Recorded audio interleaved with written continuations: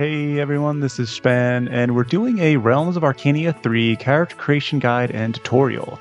We're looking at the third entry of the series, Shadows over Riva, but most of what I'm saying here will apply to all three titles in the Realms of Arkania series.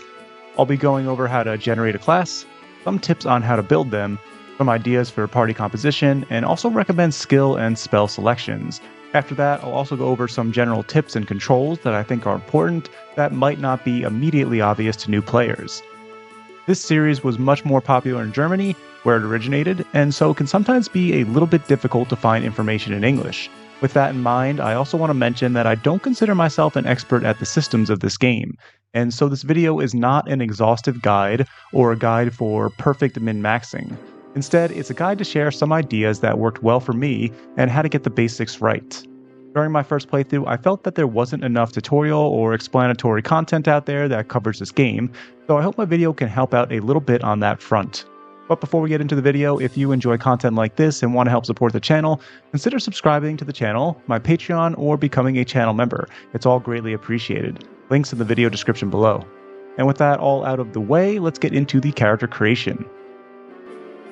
I do want to mention that it is completely fine to play with the pre-made party that the game gives you. A lot of people like to enjoy these games in that way, but for me personally, I enjoy making my own characters and piloting their builds in ways that I find interesting. But the pre-made party is totally fine if that's what you'd like to do. First thing, before we even get into the character creation menu, is to make sure you're playing the game in the advanced difficulty.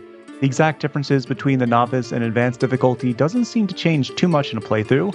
I've heard it does affect some small things like making the survival mechanics, like your hunger and thirst, a bit more difficult to manage, but more importantly, in novice difficulty, you aren't able to select for yourself the points for skills or magic spell increases in either character creation or when leveling up. The game will just automatically do it for you on this difficulty, which takes away a lot of the fun in my opinion, so just make sure you're playing on the advanced difficulty unless you're sure that you're not interested in controlling your character's builds. Next, let's look at how to actually make a new character. It's a little bit difficult at first glance on how to even make a class in this game, but once you get it, it really is very simple. You do have the option to simply just choose the preset attribute distribution for each class, but you're very likely to have worse starting stats by doing so. The game will even warn you that this is the case if you select a pre-made class, as you can see here. Realms of Arkania has a pretty unique way of handling this though, because characters need to qualify for a class based off of both their positive and negative attributes. So, for a character to belong to a certain class, they need to reach certain positive and negative attribute thresholds. The game's manual shows you exactly which attribute thresholds you need to meet for each class, so you'll want to be referring to it when you make a new character. Let's try an example together, and you can find this information starting on page 48 of the manual. So, for example, the Jester needs at least 11 courage, at least 12 dexterity, and at least 13 agility. And for the negative attributes, the Jester must have 7 or more superstition. So let's make that together in the character creation interface here. So we roll and then decide where to place that roll, and that'll be the starting number for whichever attribute we chose. We want to make a Jester, and we looked at the manual and know which numbers we need for the relevant attributes to qualify for the class. So we'll try to match these numbers the best that we can. It's also possible that after rolling for all of your attributes that your character actually doesn't qualify for any classes. So what you can do in this situation is either start over and re-roll all of your attributes, or you can make specific adjustments. But for every 1 point change you make to a positive attribute, you must make a 2-point adjustment to your negative attributes. Which honestly isn't always a big deal, and even for reasons other than qualifying for a class, you might want to increase some positive attributes and take the penalty of some more negative attributes. But that's a trade-off you can decide when you have a bit of a better understanding of the game and the kind of build you want to make. In this example, we didn't get enough correct rolls to match up with what the Jester requires. And if I try to select a class, you can see that the game lets us know that our current attributes don't qualify for any classes. So, like I mentioned earlier, we now have two choices, to re-roll everything from the beginning or to make adjustments. Let's make adjustments for the sake of this guide. So we need 1 more courage and 1 more superstition to qualify for the Jester. Let's make those adjustments now. Now that we've done that, we can select Choose Class again, and as you can see, we now qualify for the Jester. Our stat sheet over here will update with all the class relevant skills or spells that are now available. There are a bunch of different skills and spells in this game, and you'll often come across a huge variety of different skill checks that different classes will naturally excel at better, or depending on what you invest into the build. There are skills related to finding herbs, squeezing through tight spaces, giving performances at taverns, sneaking past enemies, avoiding random encounters, understanding ancient languages, playing instruments, bartering for better buying or selling prices, recognizing animal tracks, converting people to your ideas, and the list goes on, with many situations requiring multiple skill checks to resolve. And the game is pretty good at having a variety of different skills be relevant at different times. Some skills will be more niche, like swimming, for example, which doesn't see frequent use, but I recommend building characters with a class fantasy or role playing concept in mind and selecting skills and spells that you feel fit those concepts.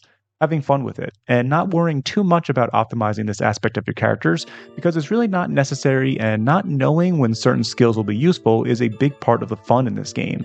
You'll be really surprised when one of your characters steps up with some weird skill proficiency like ancient tongues to help the whole group discover something interesting.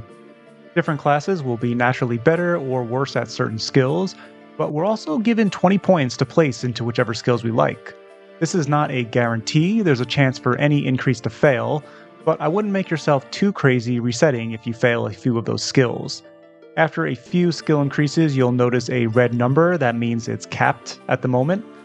If you fail 3 skill increases in a row on the same skill, then the number becomes red and you're locked out. But for example, if you fail 2 in a row and then succeed, it resets and then you're good to go again. If you're playing a caster character, the same concept will apply to your available spells as well.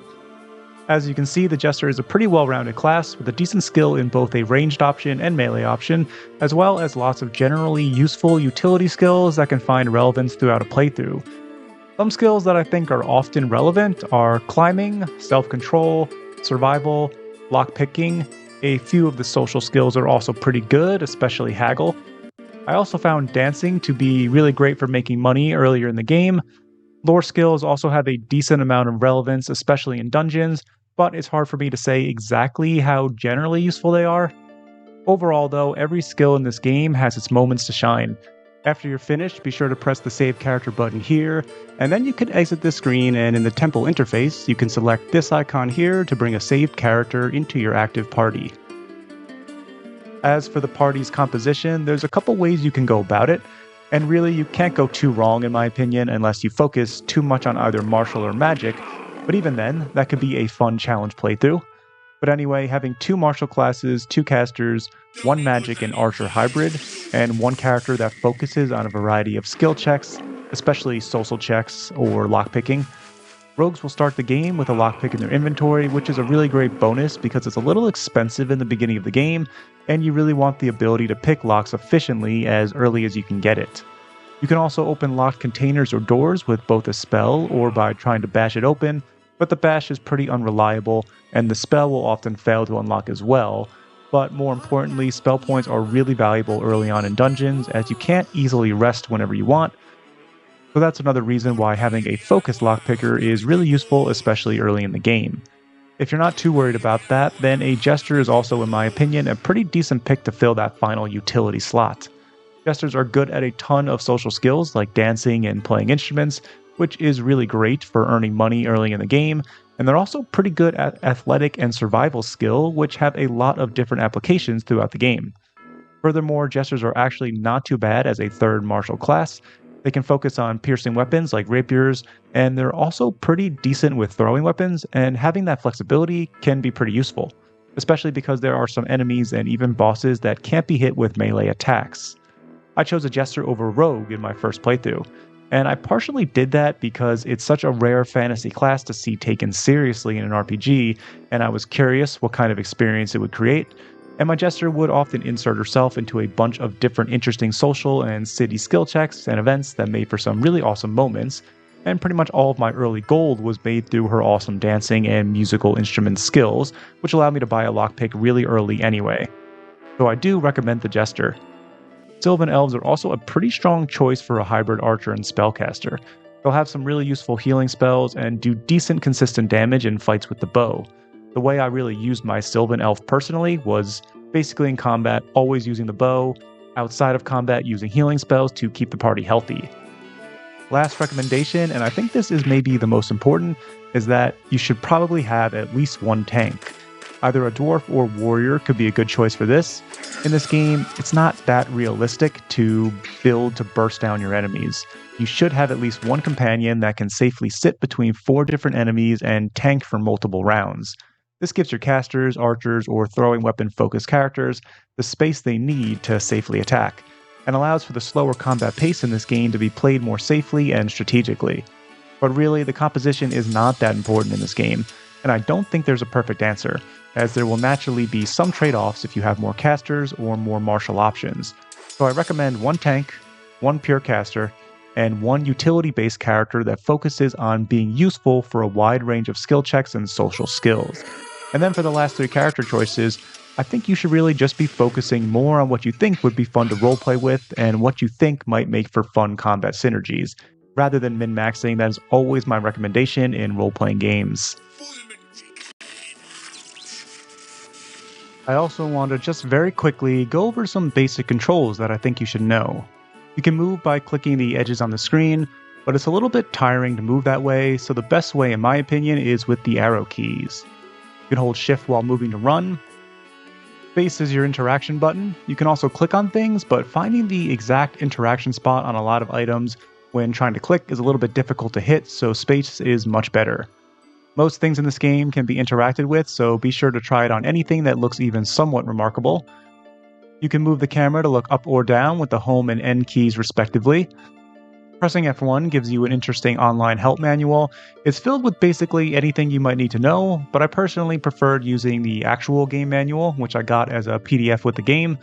It's a little bit easier for me to refer to the manual, but both are great for in-game information. Pressing F3 gives you the main game options menu, where you can make general settings and adjustments. F4 is the time and day. F5 is your journal. The journal is pretty great in this game because it of course keeps the most important notes relevant to the main quest and side quest information, but you can also write your own entries by pressing this button here, which is a nice touch that I love in more retro RPGs. Daggerfall has the same thing. I wish it was more common to see in modern RPGs as well. F6 is your automap, an extremely useful tool, and a really important part of it is that you can make your own map markers and label them however you want. So let's say this house here had something suspicious going on, I can mark it and write as much as I'd like about it.